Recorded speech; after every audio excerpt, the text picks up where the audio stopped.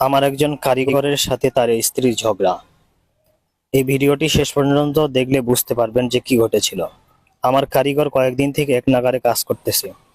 তার স্ত্রী এই সময় কাজ আমাদের অফিসে চলে আসে। অফিসে আসার পরে তার স্ত্রী তার স্বামীর সাথে কথা বলতে থাকে।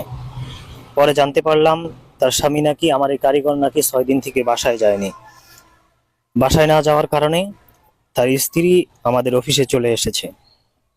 কারখানায় আসার পরে তার স্বামীর সাথে কথা বলতেছে, কিন্তু তার স্বামী কিছুতেই তার রাগ কমাচ্ছিল না এবং তার স্ত্রীর সাথে ঠিক মতো কথা বলতেছিল না, এবং তার স্ত্রীকে বারবার চলে যেতে বলতেছিল। কিন্তু স্ত্রী ছিল একজন নরম মনের মানুষ, তাই সে তার স্বামীর সাথে বারবার কথা বলতেছিল এবং ক্ষমা চাচ্ছিল। আর তার স্বামী বারবার তাকে চলে যেতে বলতেছিল, কিন্তু কিন্তু স্ত্রী ছিল নাছোড়বান্দা। সে কিছুতেই তার স্বামীকে এভাবে রাগান্বিত অবস্থায় রেখে যেতে চাচ্ছে না। আর স্বামী এক পর্যায়ে খুব রাগান্বিত হয়ে স্ত্রীর প্রতি চড়াও হয়ে যায়। তার স্ত্রীকে মারতে উদ্যত হয়, কিন্তু স্ত্রী ছিল খুব সহজ সরল সোজা টাইপের। কোনো এক কারণে হয়তো তাদের ভিতরে রাগ অভিমান হয়ে গেছে। আর তার স্বামী ছিল রাগান্বিত মানুষ। সে তার স্ত্রীর সাথে বারবার দুর্ব্যবহার করতেছিল।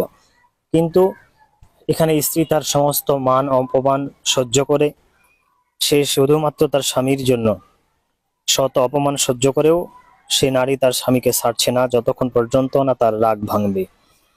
এক পর্যায়ে তার স্বামী তাকে মারতে উদ্যত হয় তার স্ত্রীর কথা শুনে, কিন্তু স্ত্রী কিছুতেই তাকে ছাড়বে না, তাকে নিয়ে যাবে। দেখুন, ভিডিওটি শেষ পর্যন্ত দেখার জন্য বলছি। যখন সে তাকে মারতে গেল, এমন সময় তার স্ত্রী তার কাছে এসে কি কাজটাই করতেছে আপনারা দেখেন। যখন তার স্বামী তাকে বের করে দিতেছিল, এমন সময় মহিলাটি তার স্বামীর পায়ে ধরে নিল।